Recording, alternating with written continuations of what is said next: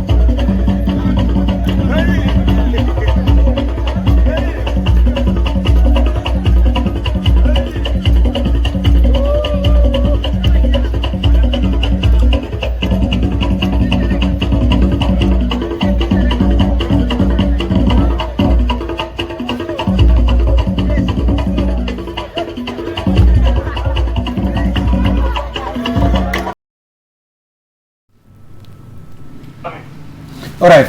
jërëjëf Assane loolu moo nekkoon lu nga xam ne rek ne gis nañ ko te yow yaa nekkoon si kaw di coordinating sax. waaw man toog ma woon nag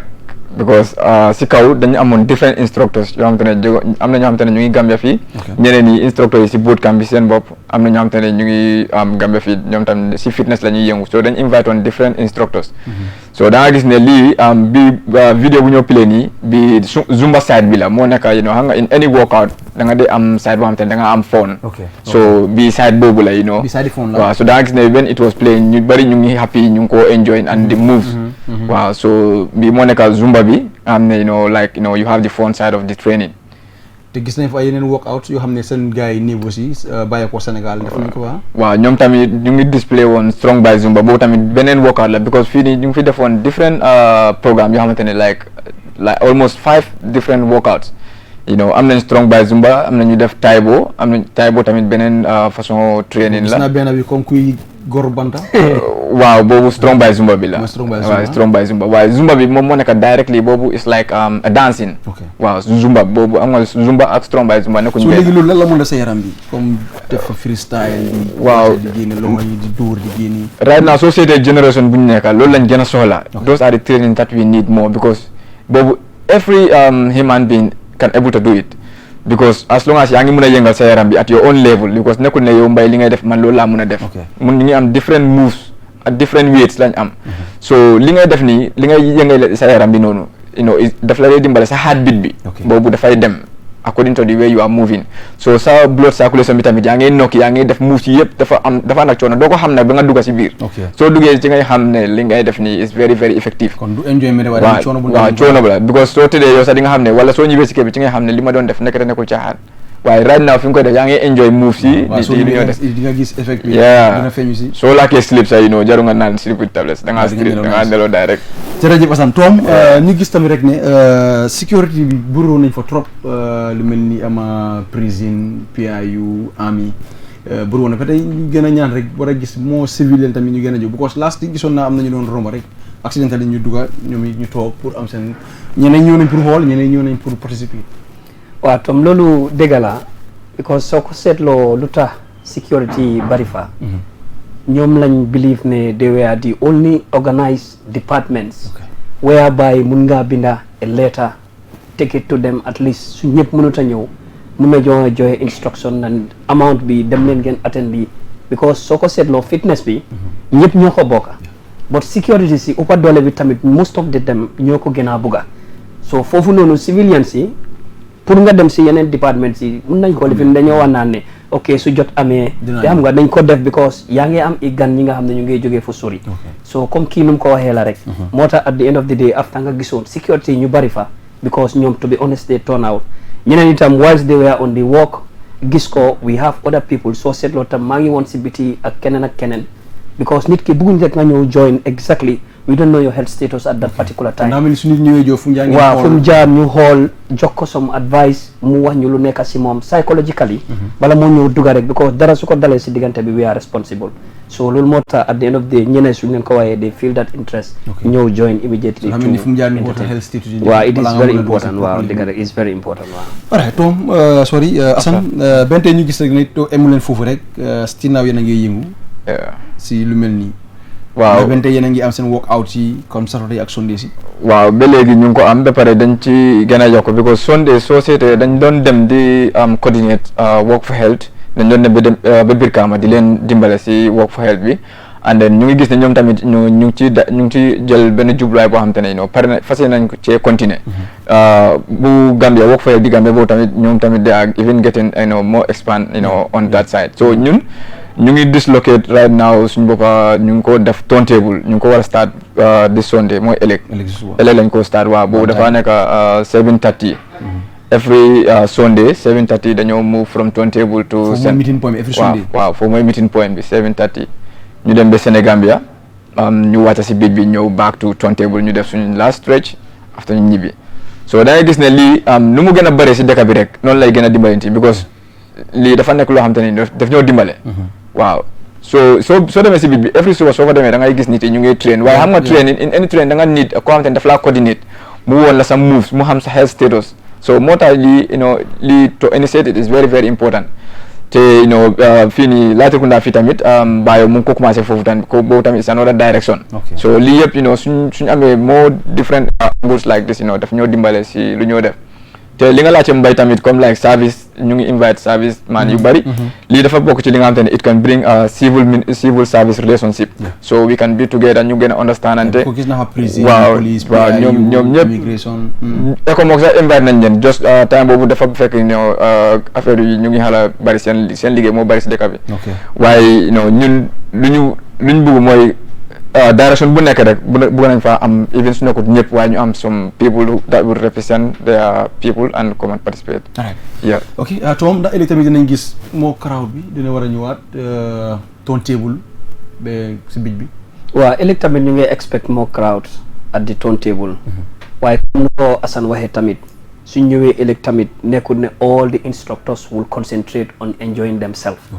Because comme nu ma la ko waxee ñeenay tamit seen health status dañ ko war a observe.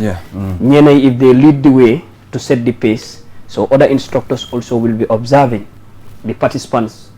if they need any assistance if they need any advice or if they need any help moo tax whilst we are on the work dañoo scattered themselves as instructors ñi si kanam ñi si gannaaw so nga seet daal we want everybody to go at the starting point you started there and you come back at the starting point without any problem. ndax tamit da ngeen di am ay medical health seen biir pour at least in case of emergency. waaw we do because most of these instructors yëpp nga gis ni we've taught all of them first aid. waaw because it's very important you cannot be a physical training instructor at the end of the day mënuloo first aid bi is important because su dara dalee sa student bi there are certain things that you should go by nga joxe that first aid before you have any other rescue moo tax ñu ne waa minor and major so you being the instructor should know minor first aid then after if there is any help you can transfer things to major issues. ok Tom sorry Assane lan mooy mujjante di kàddu bi ak lan ngay ñaax askan bi nga xam ne jamono bi ngeen a seetaan pour seen Assane bootcamp bi ñun daal balaa ñu sulul sax sponsors yi foog naa ne is high time pour ñu war naa gërëm because dañ ne ñu woon nañ waaw sponsors yi ñu ngi am turnout yoo xamante ne it was very good te daf ñu dimbale trop si programme bi like nu ma la ko waxee bii moo nekkoon suñu second time ñu ngi koy def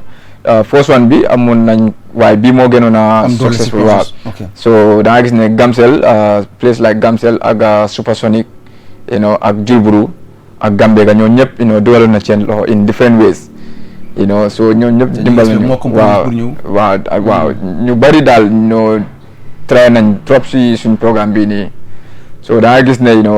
ami bi tamit ñoom tamit they give us backup ñoom tamit dimbal nañu si lu bari spécialiste suñ gan yi nga xam te ne jóge nañ Sénégal seen daluwaay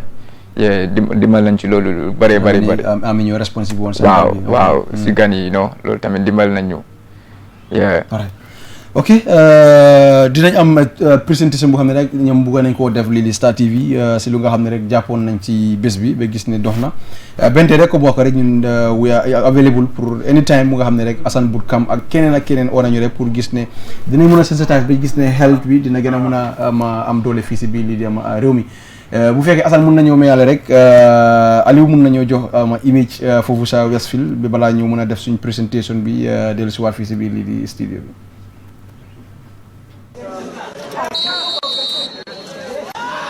নিজেদের home ground গোপালগঞ্জের শেখ কামাল স্টেডিয়ামে অতিথি দল শেখ জামালের কাছে নিজেদের প্রথম ম্যাচে 1-2 গোলে হারের মুখ দেখেছে মুক্তিযোদ্ধা সংসদ ক্রীড়াচক্র। আজ মঙ্গলবার অনুষ্ঠিত খেলাটির প্রথমার্ধের শেষ মুহূর্তে জামালকে এগিয়ে দেন গাম্বিয়ান ফরওয়ার্ড বা ওমর জোবে।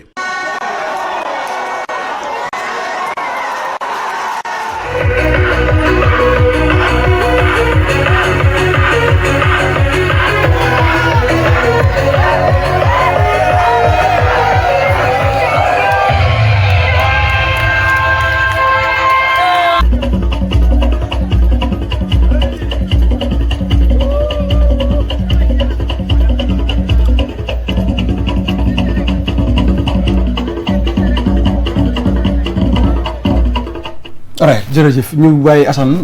mu gaara si kaddu su boobaa rek mbay tamit gaara si balaa ñoo def présentation bi. waaw balaa ñoo def présentation bi comme like ñun dañ ñëw fii nii à Star FM because balaa programme bi suñ li advertisement yu bari fii lañ ko defee. suñ advert yu bari fii lañ ko defee so Star FM jàpp nañ ci suñ affaire programme bi so moo tax biñ after programme bi ñu defal certificate of appreciation ñu fas yéene ñëw fii nii pour hand over certificate bi so loolu moo nekkoon suñ tànk fii. Yeah. Tom, comme li nga wax dëgg la, this is our certificate of appreciation pour télé bi ak radio bi because ni nga ko waxee loolu leer nañu gis nañ ko amu leen boundary ba pare da ngeen yaatu ku ñëw rek si family bi la bokk so we feel like defal ngeen ñu lu baax suñ xol seedana we sit as a group sit as a family ñu discuss ñun tam the only thing that we have to give you is this certificate of appreciation pour wone fi ngeen ñu taxawoon démba ak ba tey fi ngeen ñu taxaw daal. alright jërëjëf thank you very much kon lu ñu def rek mooy dinañ def présentation bi su boobaa ma bàyyi suma gan yi ñu tàggoo.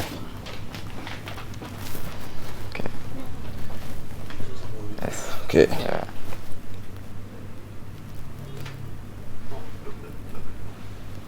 All right.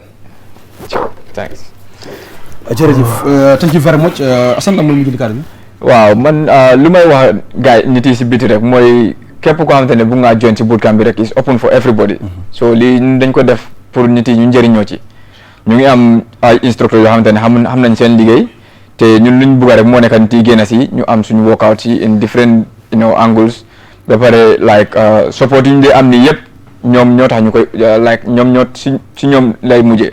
because suñu workout yi lu ñu dee def nii lii pour affaire wér-gu-yaram la ak dafay tax tamit ñu gën a xamante indi like juboo suñu biir so lu may ñaan si rek mooy na gars yi génn si ñuy ñëw attend workout yi ba pare anywhere ñu war a def suñu programme rek nañ try ñu génn si ba pare waa Star FM tamit maa ngi leen di jaajëfal di leen ñaanal tamit seen liggéey bi gën a dem si kanam di leen gën a welcome si suñ moo programme si inshallah Tom waaw comme di ñaan ñëpp daal ku si am jot daal ëllëg inshallah ñu ngi laa sentu at the Brusubi turntable that is the workout will start by 7:30 okay so ku bugg a tam am more information about the bootcamp you can prefer also to come earlier so ñëwee by even sharp 7 o'clock di nga fa fekk instructors before the kick off su boobaa nañ la jox guidelines dinañ la wax ne lii la lali la so it's open for everybody daal so laajte wuñ kenn dara dañ bugg rek is free of charge pour ku nekk at least nga ñaxa tuuti daal is better daal. alright jërëjëf thank you very much loolu moo nekkoon Assane bootcamp bi si certificate bu nga xam ne rek gis nañ ko fii si radio bi ak lii di télévision bi jamono bu nga xam ne nag jàpp nañ si bu baax a baax ba gis rek ne lépp dinañ ko mën a sensitize pour public bi dégg ko ñu mun a ñëw bokka si work for health bi ndig ne Assane bootcamp la waaye tamit work for health la because sa wér gu yaram la kon yaakaar nañ kontaan nañ si bu baax a baax lu ñu def rek mooy dinañ leen bàyyi nag ñoom ñu tem ba incha allah ëllëg dinañ leen fekk foofu sa ama bourse bi turntable su boobaa lépp lu fa nekk rek dinañ ko stream live suñu Facebook bi su boobaa nag askan bi dinañ xam si lan la gaay toll si luñ ne fii si biir lii di ama réew mi su boobaa nag dinañ leen bàyyi ñu dem ba next week incha allah dinañ leen indiwaat fii waxtaan ak ñoom waat xool si lu nga xam ne rek moo xewoon foofu sa ama bourse bi ama turntable lu ñu def rek mooy dinañ dem xool yi ama Solomon Kamfu su boobaa ñu dellu si waat ak kii di Ibrahima Kampo Diatta নিজেদের home ground গোপালগঞ্জের শেখ কামাল স্টেডিয়ামে অতিথি দল শেখ জামালের কাছে নিজেদের প্রথম ম্যাচে 1-2 গোলে হারের মুখ দেখেছে মুক্তিযোদ্ধা সংসদ ক্রীড়াচক্র। আজ মঙ্গলবার অনুষ্ঠিত খেলাটির প্রথমার্ধের শেষ মুহূর্তে জামালকে এগিয়ে দেন গাম্বিয়ান ফরওয়ার্ড বা ওমর জোবে।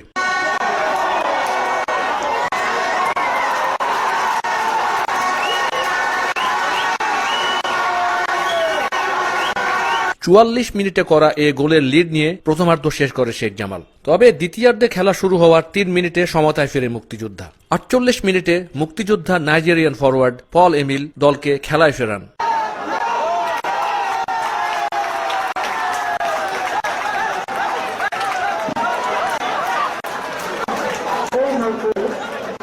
কিন্তু ৭৩ মিনিটে শেখ জামালের গাম্বিয়ান ফরওয়ার্ড সলমান কিং কোনাকুনি হেডে যে গোলটি করেন তাই গড়ে দেয় ব্যবধান। মুক্তিযোদ্ধা আর খেলায় ফিরতে পারেনি। ২ খেলায় শেখ জামালের পয়েন্ট ৩। প্রথম ম্যাচ শেষে পয়েন্ট শূন্যই রইল মুক্তিযোদ্ধা। রায়হান মাহমুদ, globalsports.com.bd। নিজেদের হোম গ্রাউন্ড গোপালগঞ্জের শেখ কামাল স্টেডিয়ামে অতিথি দল শেখ জামালের কাছে নিজেদের প্রথম ম্যাচে ১-২ গোলে হারের মুখ দেখেছে মুক্তিযোদ্ধা সংসদ ক্রীড়াচক্র। আজ মঙ্গলবার অনুষ্ঠিত খেলাটির প্রথমার্ধের শেষ মুহূর্তে জামালকে এগিয়ে দেন গাম্বিয়ান ফরওয়ার্ড বা ওমর জোবে।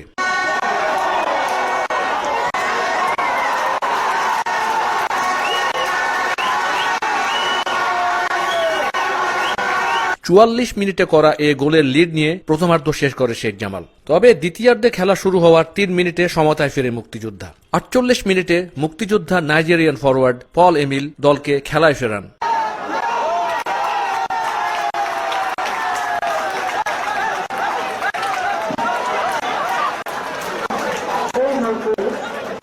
কিন্তু 73 মিনিটে শেখ জামালের গাম্বিয়ান ফরওয়ার্ড সলমান কিং কোনাকুনি হেডে যে গোলটি করেন তাই গড়ে দেয় ব্যবধান।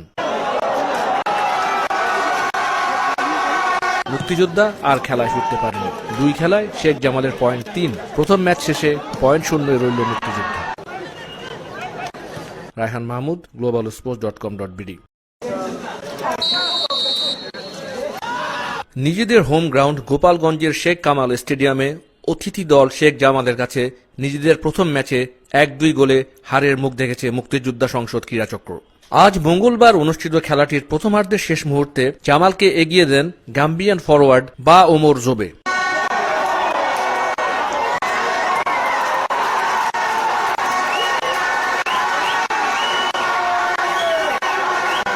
চুয়াল্লিশ মিনিটে করা এ গোলের লিড নিয়ে প্রথমার্ধ শেষ করে শেখ জামাল। তবে দ্বিতীয়ার্ধে খেলা শুরু হওয়ার 3 মিনিটে সমতায় ফেরে মুক্তিযোদ্ধা। 48 মিনিটে মুক্তিযোদ্ধা নাইজেরিয়ান ফরওয়ার্ড পল এমিল দলকে খেলায় ফেরান।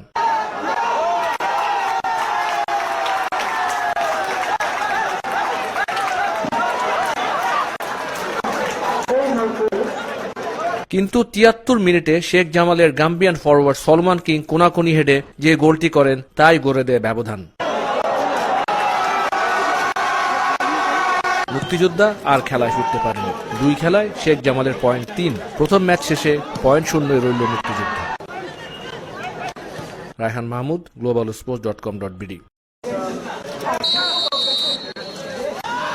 নিজেদের হোম গ্রাউন্ড গোপালগঞ্জের শেখ কামাল স্টেডিয়ামে অতিথি দল শেখ জামালের কাছে নিজেদের প্রথম ম্যাচে 1-2 গোলে হারের মুখ দেখেছে মুক্তিযোদ্ধা সংসদ ক্রীড়াচক্র। আজ মঙ্গলবার অনুষ্ঠিত খেলাটির প্রথমার্ধের শেষ মুহূর্তে জামালকে এগিয়ে দেন গাম্বিয়ান ফরওয়ার্ড বা ওমর জোবে।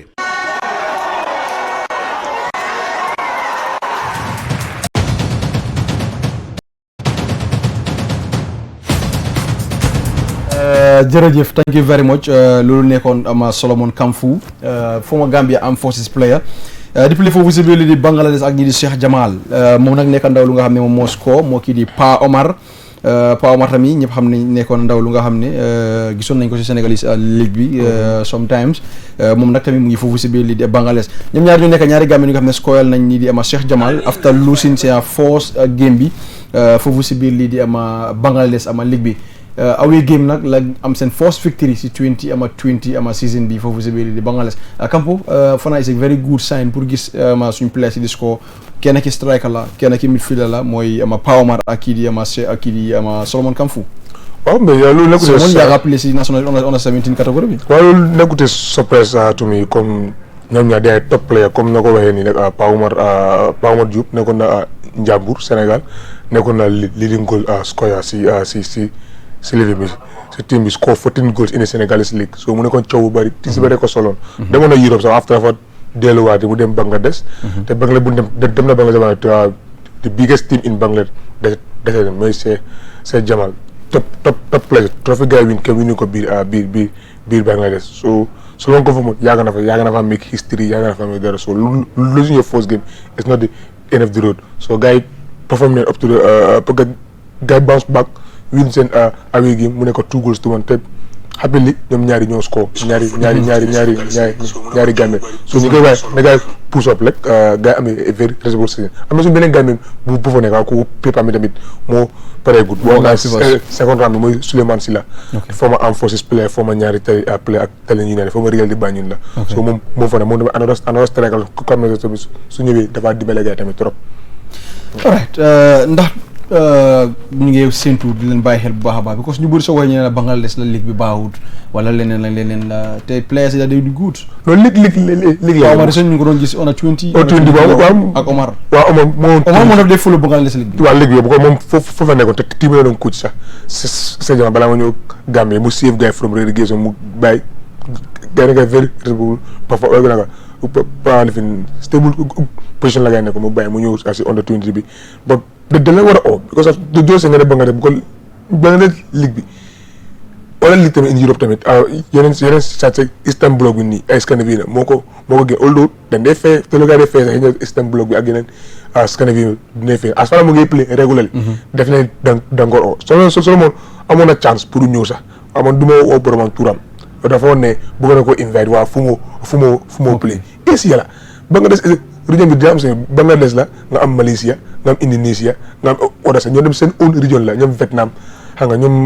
Myanmar ñoo yëpp da nga am seen own liggéey boobu tamit Asia tamit da nga am ñoom Saudi Arabia yooyu leen seen nga dem ay South Korea ñoom seen da nga amee seen liggéey boobu te seen liggéey they are strong dañ dee participer si CAF li fi nekk si Asian Champions League da si dee participer buur si Europa League Asia bi ak lii so waaye nag doo mun a ok te fii la gars nekkoon te yaa ngi jël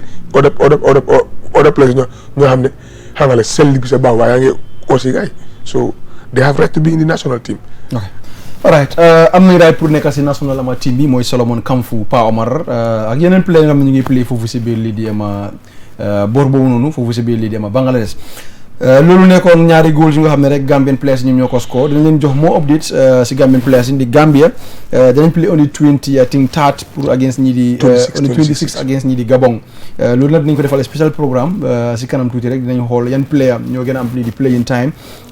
jamono bi foofu si seen club side si ñan lañ expect ne war na ñenaa oo si xumoon double leg bi suñu diggante ak ñi di Gabon pour qualify for the first time in Cameroon Yaoundé ñu dem xool yi foofu si biir li di Casa Sport Casa Sport nag nekkoon nga xam ne mën nañ seeti ndaw yi foofu si biir lii di ama Casa Sport am nañ fa 5 good players yu nga xam ne ñu ngi play foofu si biir lii di ama Casa ama Sport te recently gis nañ seen diggante ak ñii di ama Douane am nañ 4 good players yu nga xam ne they are all Gambians ñoom ñoo start against ñii di Casa Sport so Kampu foog naa it's a very good move nga am 4 Gambian players di start si club. waaw loolu daf lay difficult trop inside Sénégal so nga benn Gambie ma ñaari Gambie but 4 yëpp start te 4 yi da nga xam ne they are potential players all Gambian players if you bëgg a rekon fii Mejo mooy Lamine Nagasa Bojang mu xam ne mu ngi United nga am Njaañ Faye xam ne def very player Aliou Diatta kenn du ko Aliou am aspirant dem na France waa jiasa foot kenn du ko wax football Sénégal dafa door début léegi lépp la play début 3rd division national play 2nd division play 4th division ñëpp xam ne ba type player la so it was ko is a respected player in Sénégal so war a taba 4 players war a play Casa Sport am ne easy wut because Casamance seen play bi dafa similar to Gambia yes carrément am nañ talent because Sénégal seen hafi team bi yëpp ay ñoom Douane ñoom Génération Foot ay ñoom Douane naka sa Dakar Sacré yëpp dañuy dem scout yi fii Njambur yëpp dañuy dem scout fii Casamance ga day scout so Casamance seen play bi dafa similar to Gambia because against Douane am nañ almost 7 players yoo play against Douane they are all Casa players waaw so moo tax Sénégal fi foo dee scout yi waaye nga xam ne ñun ñoo gars yi dañ suñu football dafa similar ñoom feneen la gars yi dee mu nee la mooy doole bi la tuuti Aliou mun ngeen ñoo may Casa suñ 4 players yoo xam ne seen training section bi balaa match bi doon start ñu jeexal lii di ama it's a good move doole bi la waaye nga tamit talent bi ñoo gars yi yëpp suñu talent bi la waaye ñu ñoo la ëpp talent bi ko ñu suñu play bi ak seen play bi du benn ñu always fight and play down cool play tactical football ñun ñoo leen ko daxa waaye tamit suñu play bi dafa similar gars yi trop recently ñu gis kii nu mu tudda Matar join leen foofu si biir lii di ama Casa and Matar was the best player against ñi di Douane te moo nekk first game am Matar war naa bokk moom waa juutu under 20 bi mu dem xam nga so after mu toog xam nga benn négo xam na gars yi waa finally dem na Matar c'est good play Matar was 6 player ba box to box midfielder bu na moom fii sa woon sa si IFOA bi mooy français ñu ne IFOA mooy waafu championship bi team si ma ko soloon bi Sénégal ak yeneen European team si sax ñu ko sola fii ba Jamaica agent sa ñëw ne pour solo so yeneen surprise first day mu ñëw bu bokka xam nga ba te maa ngi dégg sax ñu ne war a génne bu génne ka time mu leen score si gars sax time mu doon play mu doon joxe so yeneen surprise fu ñu dem dafa play because I know we type of play we type of potential la am so it was not a surprise lii is a dream come true nga am 5 Gambians playing in the Senegalese team one of the best team Abdou dafa xawoon a am some injury waaw moom waaw da kon daf nekk 5 so lii nag is surprise lii mu ngi ne quand même football bi mu ngi dem hype so mu ngi ne ñu ngi woon Sénégalais le there's a talent in this country dinañ déglu loolu si seen club président bi si cadre yi nga xam ne gaaral na lu mel noonu waaye ñu dem xooli Abdou win ama player of the month pour ñi di ama Casa Sport foofu si biir lii di Sénégal moom lañ joxoon Bokandi trophée bi Bokandi award bi foofu si biir lii di Casa Abdou nekk one of the finest player si Senegalese league bi recently gisoon nañ sax oyoon nañ ko si seen under 20 bi waaye all of a sudden dafa sustain some small injury loolu tax gars yi delloo si waas ko foofu si biir li dem ak Casa ñu dem xooli rek interview bu nga xam ne rek Abdou am na ko ak ñun foofu si biir lii di am Casamance ñu dellu si waat tey ñu ñëw fii si biir lii di ama Casa Sport pour ñëw fekkee Abdou mu nekk one of the finest player of the month pour ñi di Casa Sport tey Abdou first of all ñu congratulate bu baax a baax rek si loo winee ama player of the month te ñu gis kii di Bokande a great player nga war a win di trophy congrats. Yeah, thank you very much. Yeah, I'm very happy for the trophy. ñu ñëwaat rek ñu gis ne nga win lii te yàgguloo fii si biir lii di Casa lan moo la motivé ba nga mën a win trophy of the month. Yeah, a lot motivate me. A lot because I don't know if it has been the meeting once my cow dad. Yeah, but my family, friends, they motivated me very well. Then I trusted that I can do it. Then here I am. I did it. But this is not the end of the road. I can do better than this, I think. Yeah, I'm very much happy. Yeah, man ko dedicate tamit Casa Sports and Bopa. Suma former team Talinding United. Yeah, maa ngi dedicate trophy bi si gars yi tamit. Yeah. What next pour yow pour ñu gis di nga mën a am more of trophies? Yeah, dinaa mën a am more trophies because I believe I can do better than this. Yeah, dinaa liggéey more dinaa liggéey daal bu baax a baax pour gën a am leneen lu gën lii. Yeah. Thanks and congrats. Yeah, thank you very much, Mbaye. All right, Abdou, win player of the month. Isn't a surprise for me? Abdou is a very great player, very great striker. Last season, Portland, so mu jógee fa so teams bari ñu ko soloon pour jël ko former United product la he's an amazing player so leen ko surprise bu ko Casa Sport moom soo fa demee nga nekk top player fa gars yi organiser la test living test trial nii soo prouver dal laa jël even nga nekk fii starter waaw soo demee fa gars yi test pour gars yi mun laa gis loo mun waaw dafa dem mu bokka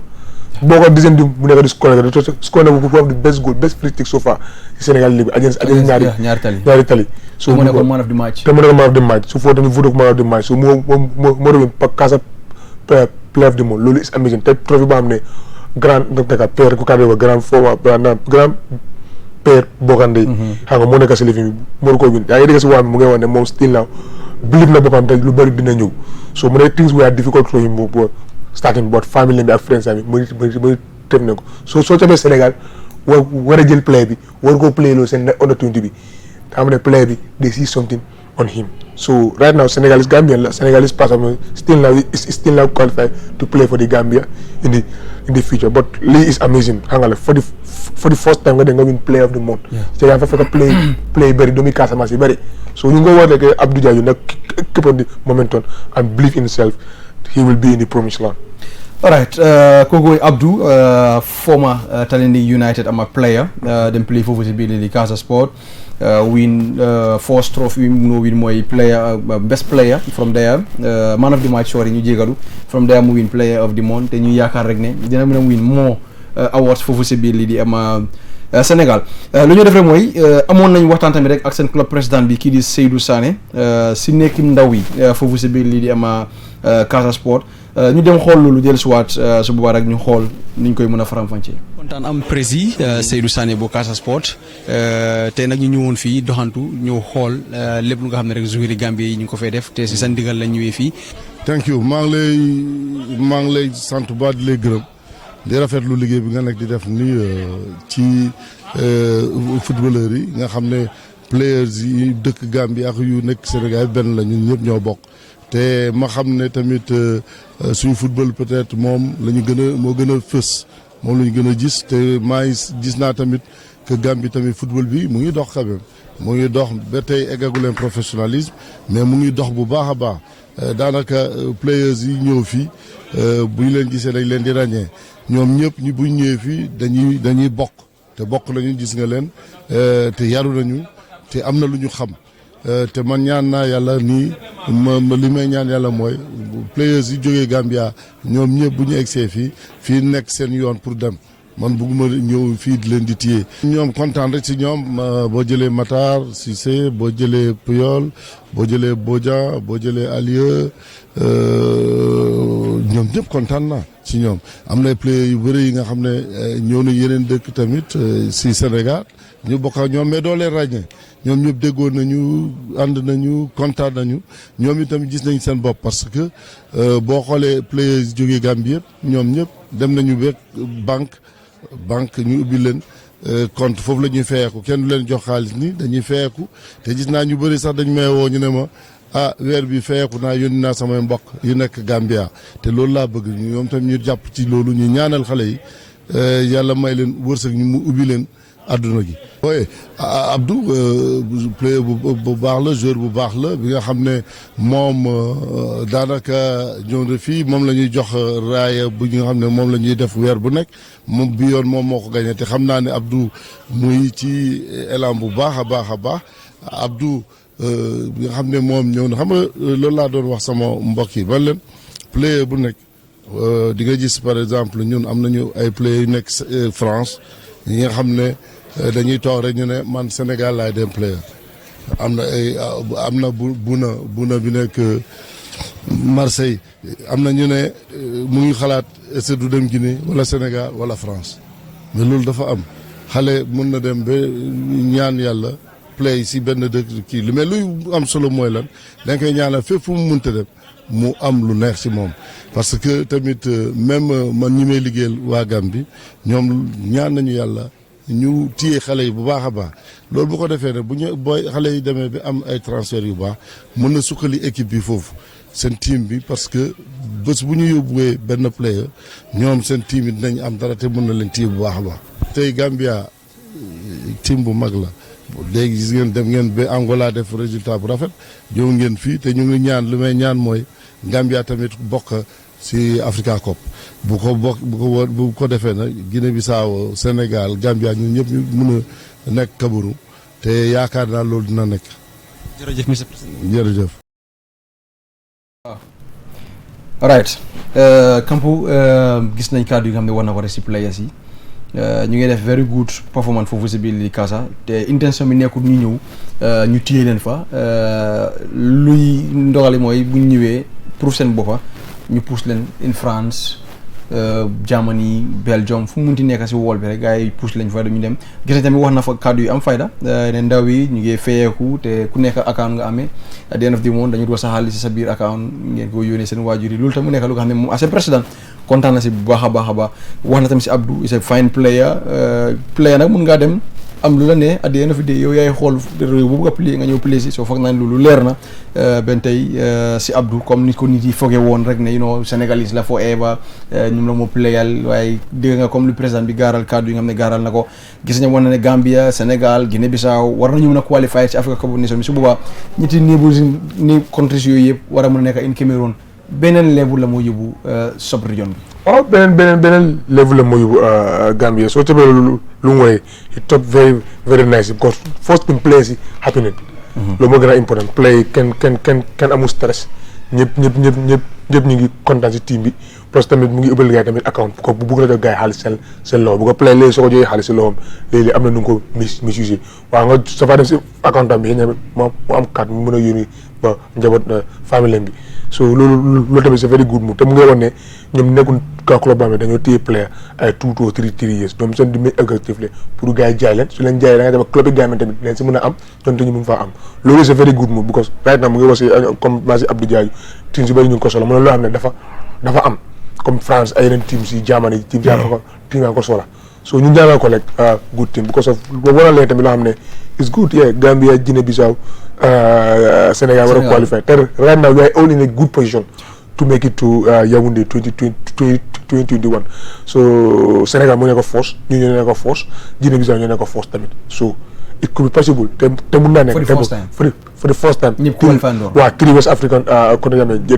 they share border to each other xam nga so ñëpp qualifié nañ daal desen ko dafaa gën a ne bu ko danga tamit ñetti dëkk yooyu we share so many things in common religion culture ak lu nekk just language bi like official language bi rek mooy English bi kii mi ngi laka portugais loolu leen laka kii mi ngi laka anglais loolu leen laka so Bissau di fa fekk ay pôle soose taw fa comme yaa ngi Gambia because boo the same culture leen sa because di ma demee Bissau dañoo gën a mën a communiquer gars yi si pôle ak si soose waaw because kabu emba bi Gambia la Sénégal mu demee ba beneen side Sénégal Casamance bi demee ba Guinée Bissau yëpp benn région la woon yëpp benn dëkk la woon just tubaab bi ñëw tay bu slave trade dooraagul tay bu demee question bi am la kii nekk Gambia Sénégal but ñu ngi wane Casa Sport seen président bi like Sarr di ko wane di ko gërëm because bu Gambia they feel like home so di wan na gars keep up the belief like xam nga like dimbale waa ko ne like projet bu gars yi waa xaw ta baax na waa xam na gars yi pousse like gars yi seen ni am nañ seen play dem si on a 20 waaw yooyu waaw gars yi mu leen waaye moj guut nag away dan in Casa waaw presse bi step so presse dafay nekk si kaw Casa waaw su gars always away game ñu ngi play ëllëg waaye fara nga jël gars yi ale Casa one of the best fans in West Africa in Africa sax bu kon last time strong fans ñu ngi bés in Dakar ga waaw fi la gars yi biif ak Grand Yoff la gars yi biis bu ko ñoom foofu léegi dinañ gis gars yi seen diggante ak seen gars yi waaw bu ko gars yi Casamance waaw gars yi ngi play Mbour la gars yi si waaw gars yi ngi play Gorée waaw Gorée gars yi play waaw ñu ngi play Gorée fii stade fa fii naa si stade Grand Ba bu ko foofee Gorée seen home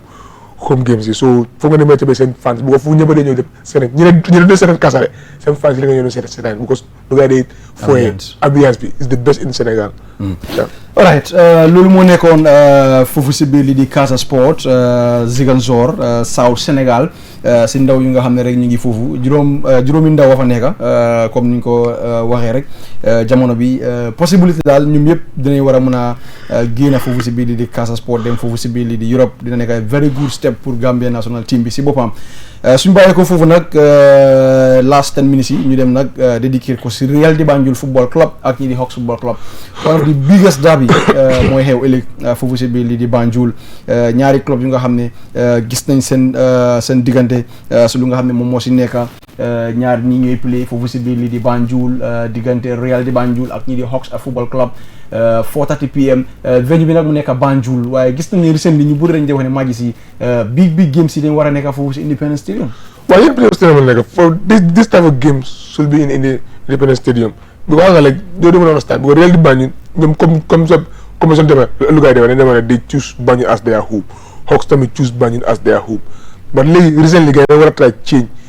ci wàllu yow suñu dina am ay bés Real di Banjul seen home di nga dem boori Basore de Basore nga waaw foog nga dem play waaw bu ko forcé ko da nga dem fekki da nga fekki gars yi because ñun foofu lañ dëkk léegi waaw da nga travel te da nga fay pa nga dem fekki leen foofu so nga bi this type of game su ko play extra dafa gën a bëri always sapane ne seen ñaari game seen kefe ko fane bu ngay play inside si biir weeru koor te ma doon feesee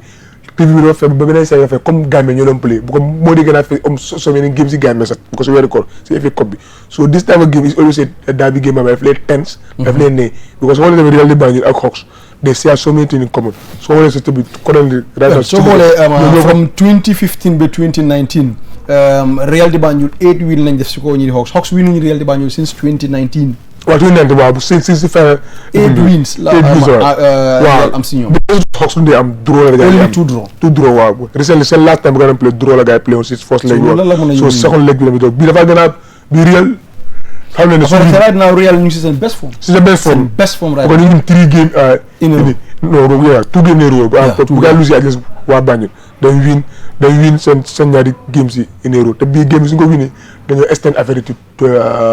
24 points la gars yi am ay tamit nag Gamtel la fii sax ñoom tamit ñu war a play so sa game te Hawks tamit dafa bëgg a win pour bokk si top 3 bu ko mu ngi with 14 point so su winee dafa dem am 17 point su nekk game bu easy pour ñoom ñaar yi game so dina nekk a very very very very tough game but favorite currently is Real di Banjul because of head to head bi seen meeting yi Real ñu ne nekk seen kaw last season at this stage bu gaa yi dajewoon den draw 0-0 so this time ñi ngay ñëw dajawaati yoo xam ne Real tamit mu ngi lead te Real dafa bëgg a maintain leadam bi mu ngi nekk à 3 pour mu ngi lead 3 points so dafa bëgg a extend play win put pressure on naka sax Gamtel ak fii naka sax waa Banjul ak am forcé so it's a game boo xam ne he can afford to lose it yes su dee mënu ko win but the best thing xëy na soo amee fa draw well they have 3 win in a row dañ win elite win ñi di Walidan three in a row ñi di Marimo waaw kon 3 games so ñu ngi indi saison very recent pour nga go si Ligue Gambia waaw war a win 3 match in a row yeah difficult Gamtel moo ko fa defoon ñaari game after gars yi droit demaate waaye it's very difficult non réew mos na ko def sax time yi major win 9 straight game temps boobu ñu Gamtel bi leen rawoon ay 13 points leen rawoon waaye gars yi dañ ñëw win 9 straight game second round bi ba last 2 games yi gars yi lose to Port am naka sax ñuy jël ligue bi naka Gamtel jël ligue bi under leadership of ki naka sax Sol Kouyaté so this time ñu ngi in a very good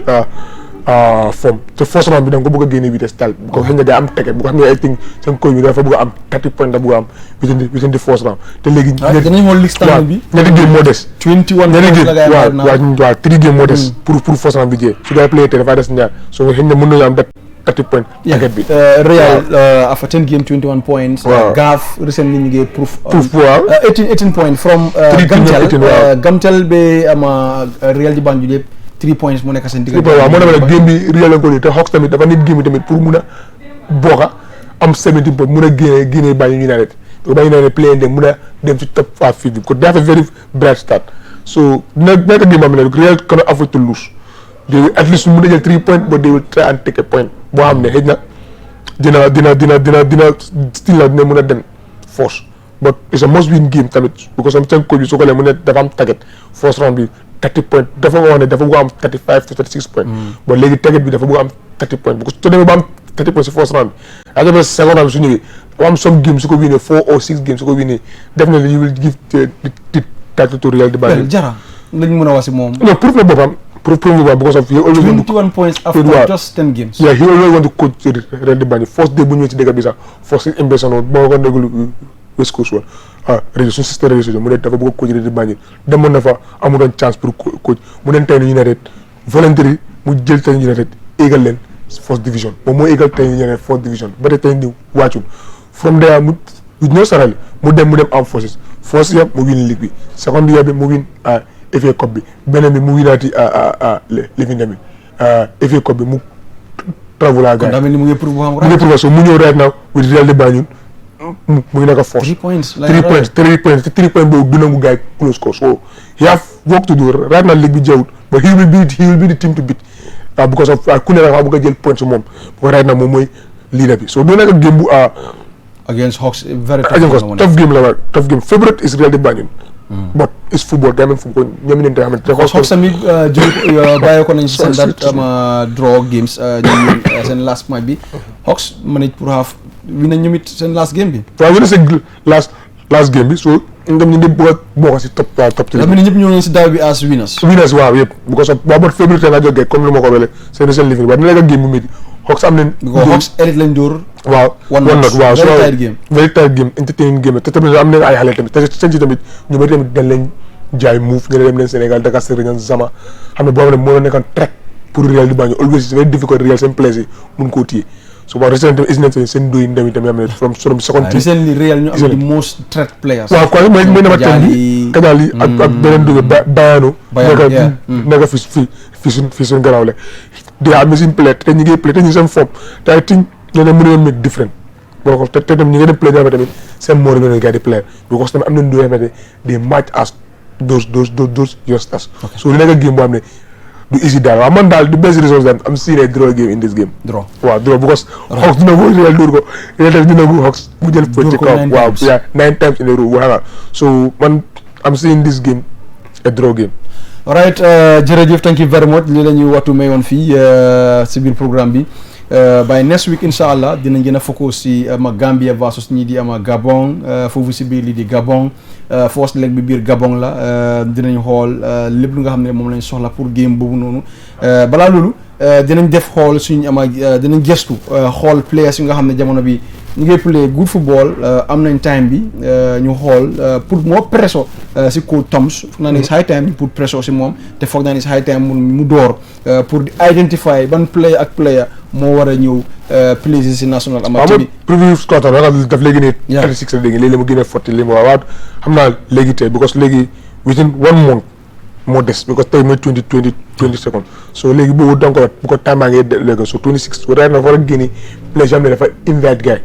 comme prévision comme play bi la war a invite la after mu xool ko mu code waaw dafa war a code mu seet 23 man squad bi moo invite mbaa 20 man squad bi moo invite pour prepare Gabon because game bi is a very important game bay game bi moo ñu mën a determine suñ qualification to Yaoundé su mënta am 6 points waaw buñ lose 6 points at least 4 points baaw so waaw mooy first option bi first option bi mooy 6 points ñu jël ñaari yëpp ñu bu qualified waaw su mënta jël 6 points second option bi mooy 4 points second option bi su mënta di third option 3 points ñu siya 3 points waaw buñ lose to 6 points kenn xamul lan mooy xew diggante Angola ak DRC so it's an important game for us su dee mun da last su mën a mun a suñu draw ñaari yëpp sax still now xamay wax still now suñu last home game against Angola boobu da nga ko war a win tamit so we gonna afford to lose this game at least 4 points comme na ko waxee 6 points 2 points ba 3 points alright fu ñu dalee rek mooy just am nañ almost 1 minute or 2 minutes fu ñu dalee mooy players yu nga xam ne ñu ngi outside Gambia foog naa ne it's high time ñu door di leen dimbale su fekkee ne ñu ngi si ay difficulties ñu dimbale leen waaye it's very sad soo demee on social media loolu day gis suñ players yi recently rek gis nañ ko si Lamine Diallo beeg recently joxe nañ very wrong information about Lamine Diallo ne dafa am problème coach bi daf ko punish nekku di play football you know di discourage loolu di ndaw bi si time bu nga xam ne ñu ngi waajal ñi di Gabon because obviously su fekkee ne loolu mu ngi dem si social media as muy dem bu fekkee ne coach Toms gis na ko wala leneen a leneen muy use it 1+1 foog naa ne dina isi more problème si suñ players yi so foog naa ne dañ war a stay away from it su fekkee sax ne player bi dafa am problème si biir clubam bi ñun as Gambians as media bi si boppam li ñu war a def mooy ne dimbalal ndaw yooyu because recently gisoon nañ soxna la woon coow li bëri woon na léegi bàyyeekoo nañ soxna mu si Lamine Diallo recently gis nañ play na ñëw na si second half bi play na very good football so foog naa ne it is not fair pour suñ players yi it's only in the Gambia ñuy gis ñu attaque suñ players yi di leen expose lii ak lii lañ def jox naa coach bi xeex naa coach bi te ça all unfound stories soo leen bi de loolu soo faral ko sax nga player bi dafa wane moom dafa noosoon injury bala moo génne dafa noosoon injury recently lu si gën a mën a nekk sax mooy Lamine Diallo dafa am club yu nga xam ne soxla nañ ko Serie A German Bundesliga bi France so lu bëri si loolu foog nañ ne xëj na loolu mu indi moo problème bi xëj na bëgg naa dem si German Bundesliga bi Bundesliga bi bëgg naa dem Serie A xëj na club bi tamit soxla nañ ko ñu seen ko loolu yëpp mun naa nekk lu nga xam ne bu comme li ñu ñëwal ni loolu nekkul dëgg because it's an unfounded story because ñu ngi wax ne waaw dafa am coach yi problème dafa am fans yi problème ko noonu loolu comme ñu nekk ak planam la waaw gis loolu bu play waaw moom sa bu na jóge fi tam dafa am injury la amoon so xëy na toujours sax injury bi la ñëpp dafa nekk dewa fita gud noonu sax nga mu ngi trick affaire bi bu gaay bu ko ros because season still now is long still now because season bi léegi 3 months so that lot of game mu fa xam nga pour live kon te ñoom tamit dem bu ko qualify to Italians Serie A la gars bu ko fet so nga la nañ di bàyyi di spéculer bi ko comme loo ko waxee tam su ko dégguloo ñaa Lamine Diallo nekk du play mu invite ko nga jago ne lu tax mu ko invite play wut xam nga deseen la moom nekk di teget fans yi bon naa ma ne da nga ko stop personnel yi xam nga la soo ko xamut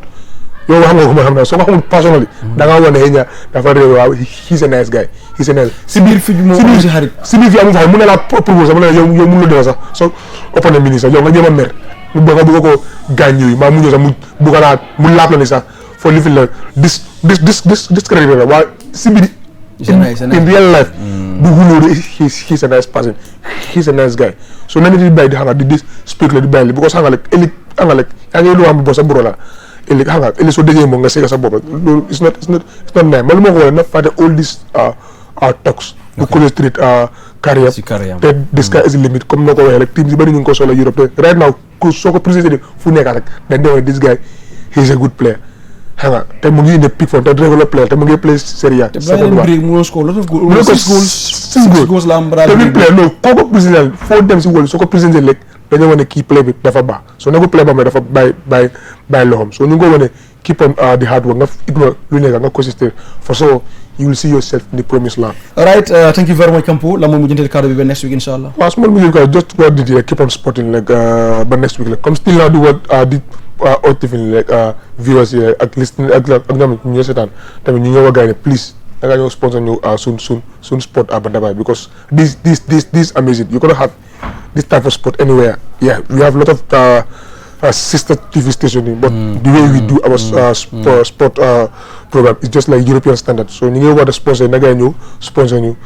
di just the beginning we have a lot of things to install waaw su amul sponsor du mun a génnee loolu yëpp so du gars yi ne keep on sporting ba next week inshallah. alright jërëjëf li lañu waxtu ba yoon fii si biir lii di ama kër bi gërëm ñëpp ñu nga xam ne jàpp nañ si programme bi gërëm si suñu ñaari sisters yi caméra si yëpp góor téyewul ko de du Lamine Menga jigéen ñi la kontaan seen baax a baax Punkal mooy si control room bi thank you very much showroom mooy Aliou ak team bi ñoom Mr Ba ñoom ñi ma gërëm ñu baax a baax dinañ fi dellu si next week by God willing dinañ fi dellu si waat next week lu ñuy focus mooy playing time suñ players yi foofu si biir lii dem Europe dan ak in Africa kon nañ jox leen dox daje ba next week insha allah bye bye